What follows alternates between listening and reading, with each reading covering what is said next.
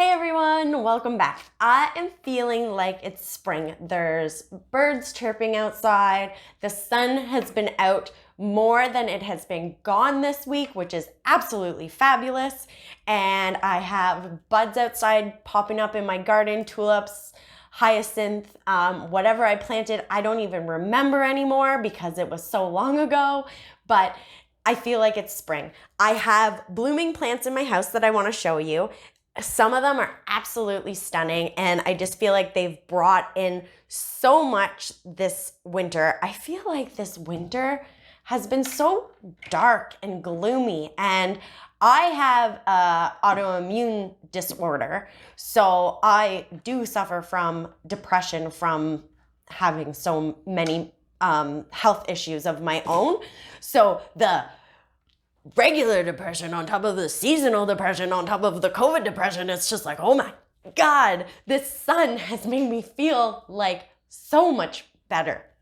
So I feel like we have to make a spring video about spring plants and things that are blooming because this is what is keeping a smile on my face right now. Before I get into the video, I do want to share something with you. So COVID has been unbearable. My family lives 2.5 hours away, so they have not been in my COVID bubble at all. I got to see them in October, a week before Canadian Thanksgiving, and I didn't get to see them for Christmas. So we finally decided that we were gonna meet in Collingwood, and we met in Collingwood, and I got to see my dad, my mom, my nephew Gage, and my Aunt Robin, and they all surprised me with some gifts, but my Aunt Robin gave me this super cute card, and she actually adopted me 2 elephants. So I can go online now and I can track these elephants. I can see where they've roamed. I can see videos of their last appearance because this Save the Elephants program is absolutely amazing. I can't believe it. It's so cool.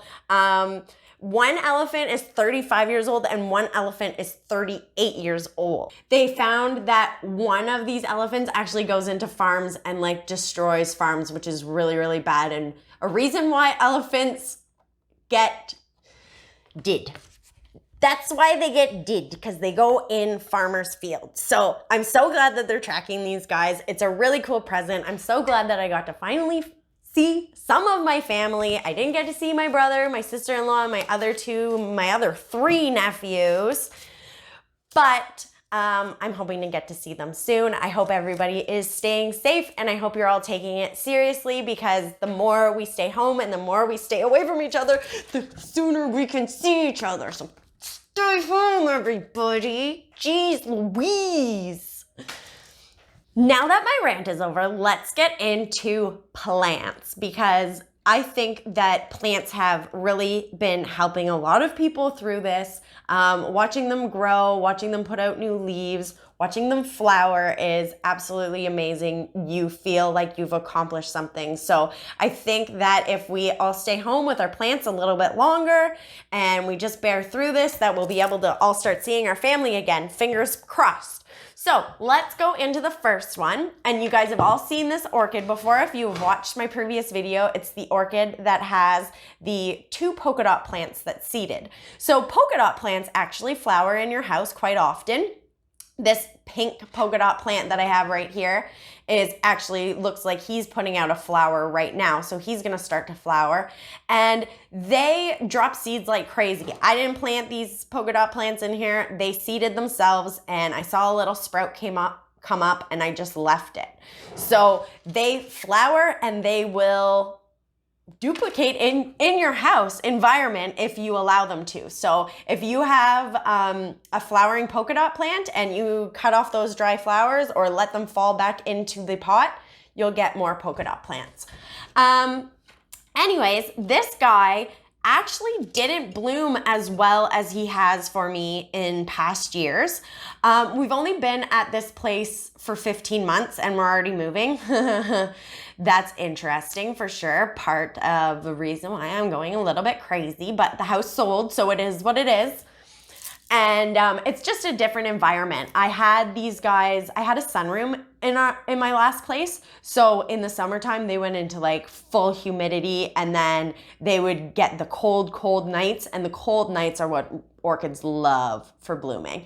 Now, I must admit that I neglected my orchids a little bit this year, and this guy usually blooms way bigger and better than I got him to. Missed fertilizing. If you want to know how to get your orchids to bloom, you can check out my other orchid video. I'll link it down below.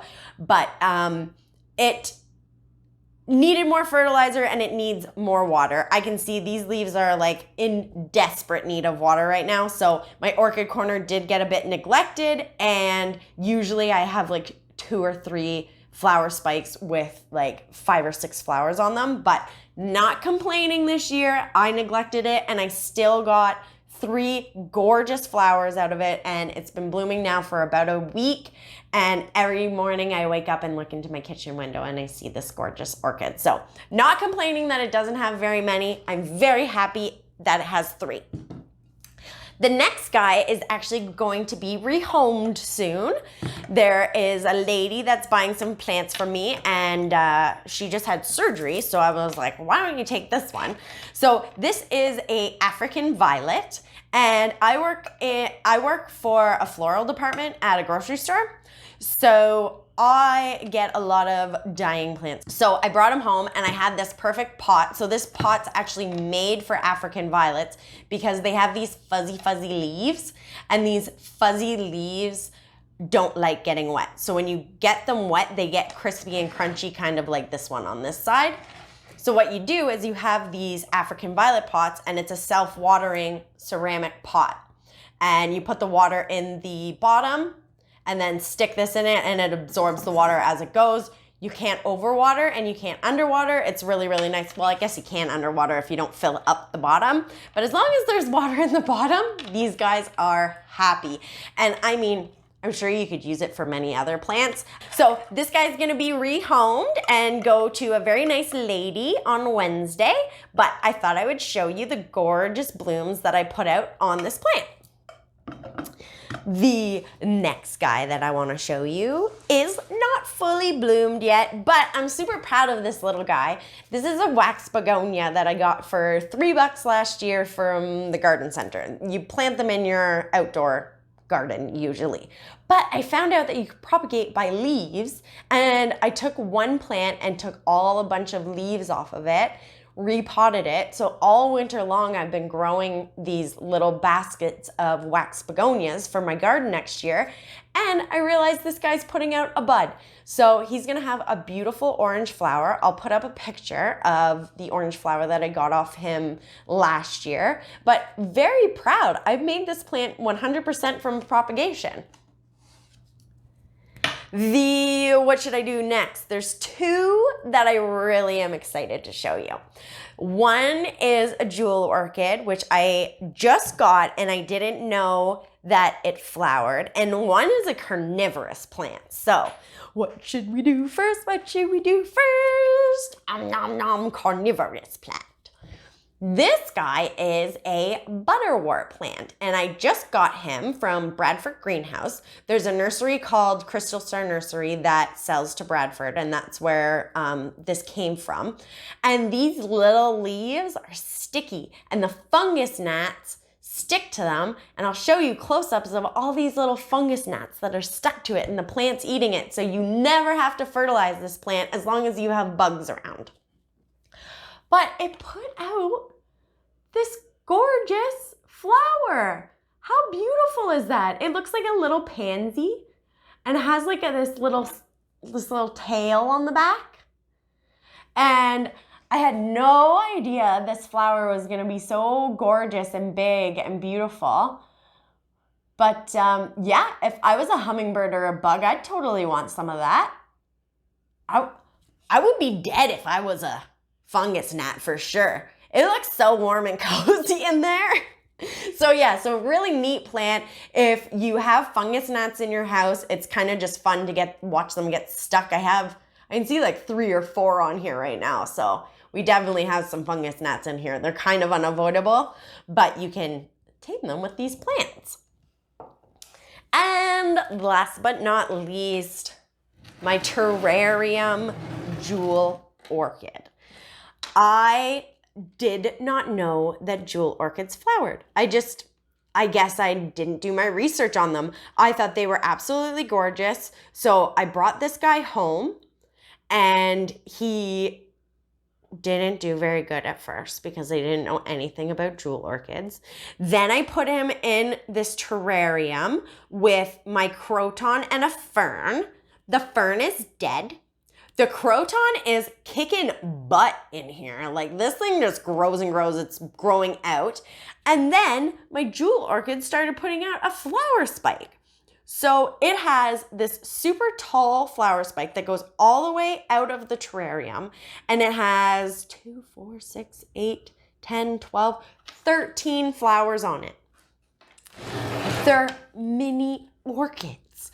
They're so absolutely stunning and beautiful and elegant and tiny. They're so tiny and cute. And they have these little yellow noses and I really like this plant. I'm so glad I got a jewel orchid, and like once we move and find a new place, I'm totally gonna get another jewel orchid and maybe like a lot more jewel orchids because I can see myself really getting into collecting them, especially they put out mini orchid flowers. Like, come on, people.